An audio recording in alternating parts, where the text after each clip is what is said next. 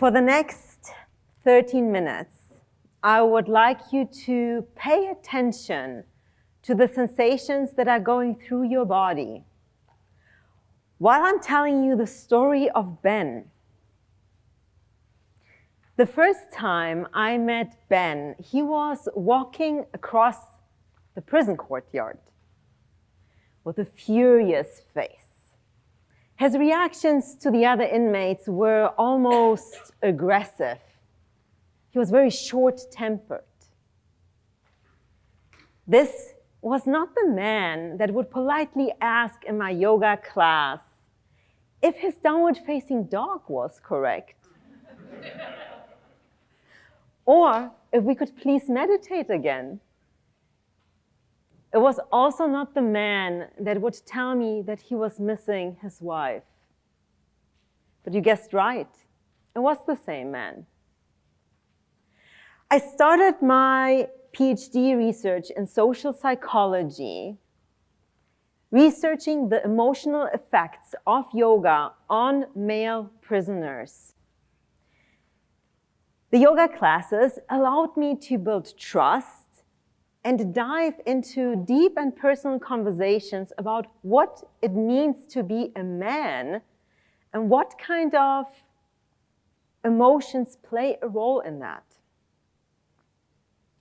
However, it wasn't long before I changed the focus of that research, not only to the practices of emotions and feelings, but also into the difference between emotions and feelings and how this difference applies to whoever you are and wherever you are. Now, what fascinated me even more in this was that understanding that difference between emotions and feelings creates freedom in our mind. And that freedom creates what I have termed effective emotionality. Effective emotionality is your ability to use your emotions as effectively as your other senses, such as hearing and tasting and seeing. Now, what does this have to do with Ben?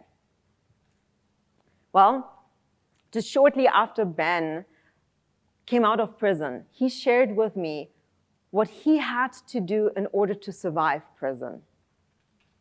And what he shared with me became later on the groundwork for a tool that I would share with all my students and the people around me, and today with you. Ben decided, just shortly after entering prison, that he had to show aggression. Not only because he believed that it was expected of him to be aggressive as a prisoner, but also because he believed that it was necessary that the other inmates believe that he is aggressive. He didn't believe that a real man is actually violent or aggressive. No, a true man, in his opinion, was sensitive and kind. But for some reason, Ben believed that he couldn't show truly what he was experiencing. And what he was experiencing was what I was seeing in the yoga class. That kind man that would politely ask if he could please meditate again. Now, understanding this duality was something that not just Ben shared with me. Most of the prisoners were able to differentiate between their own inner sensations and the social expectations of them. And by understanding that there is a difference between both, they were able to create a sense of self and hold on to what they were experiencing inside without adjusting it to what was expected from them on the outside world. They were holding on to the authenticity. And isn't that something that most of us right now are seeking to understand? What is our authenticity? Who are we? Now, in these conversations, and with the conversations with the inmates, I also found something else. That there's a specific space between emotions and feelings. And in that space is where we have the ability to choose how we want to feel.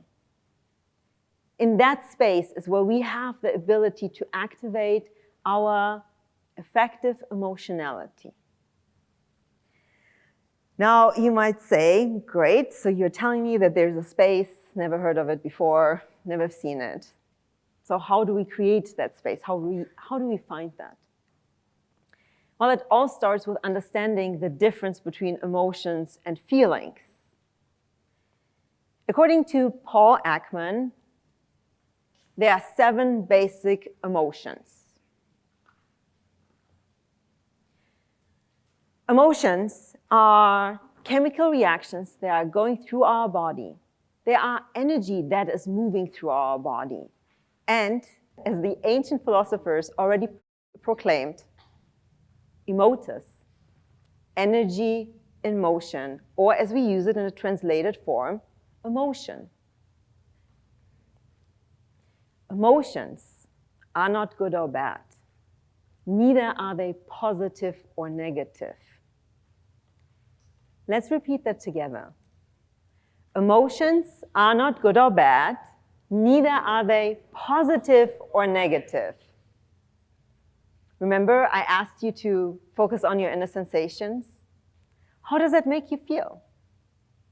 Not having to judge your emotions anymore, because they are energy in motion.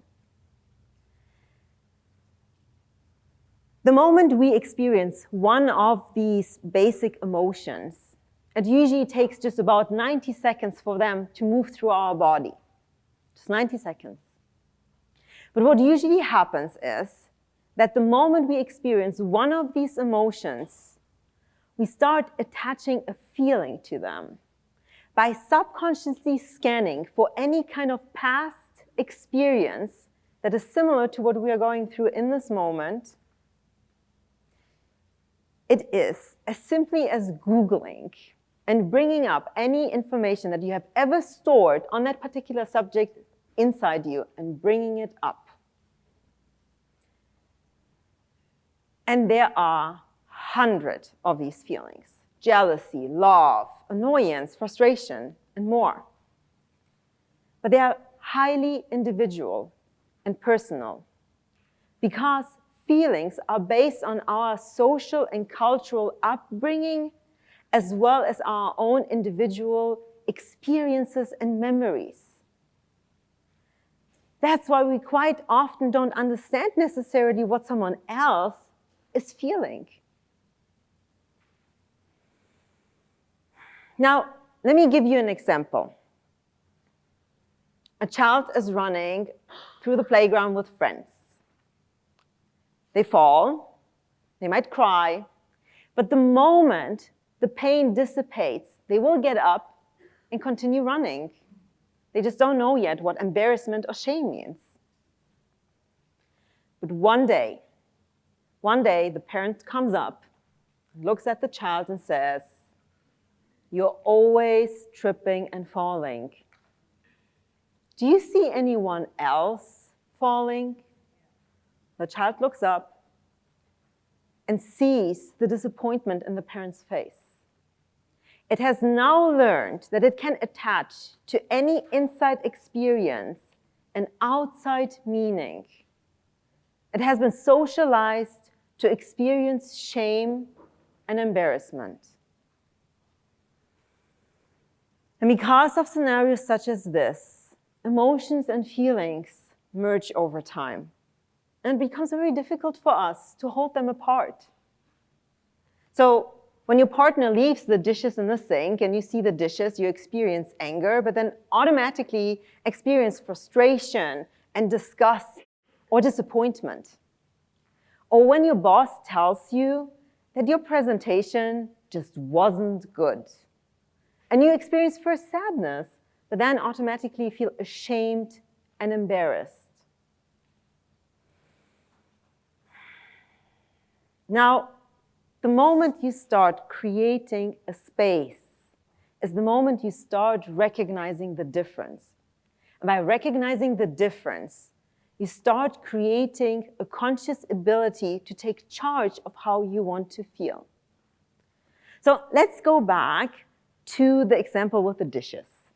I'm sure that we all have a dish story.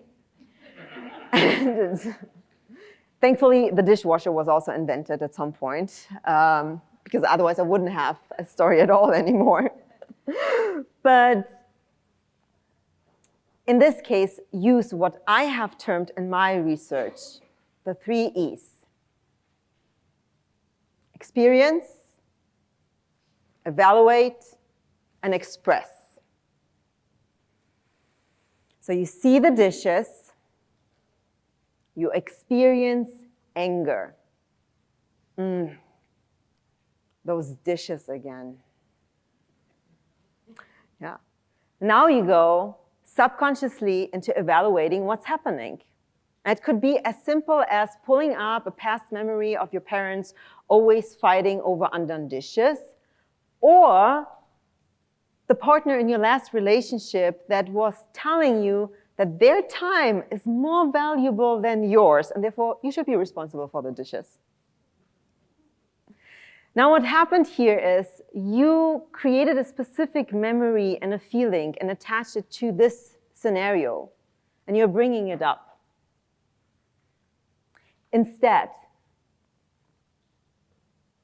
pause, breathe, and create the space that is needed that will allow you to guide your emotion through your thought process the way you want to guide it.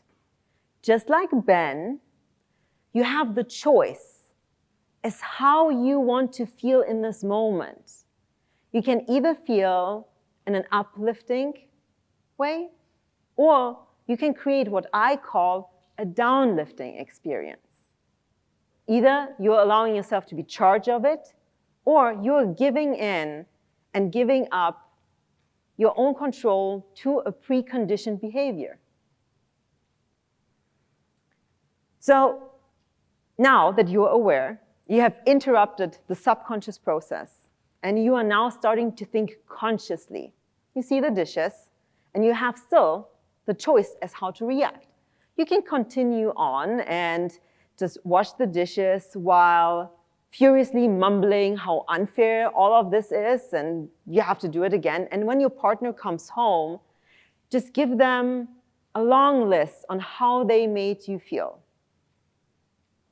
A downlifting experience. Or you remind yourself that your partner was rushing the kids out to school and they simply didn't have the time to do the dishes. And when they come home, you just sit down and have a conversation about you two making a new plan for the dishes, because seeing the dishes just makes you feel all sorts of things that you just don't want to feel. An uplifting experience. Taking charge. So, if emotions are not good or bad, or neither are they positive or negative, how can we change our perception of them? How can we step into that space where we can use your effective emotionality? Ben and the other inmates had a choice. They had the choice to either continue walking around the world, or in their case, the prison, anxiously and furious, or create that sense of self and hold on to it without giving it up to the expectations of the outside world. So next time, when I ask you about your sensations and when I ask you to feel in it, take a breath,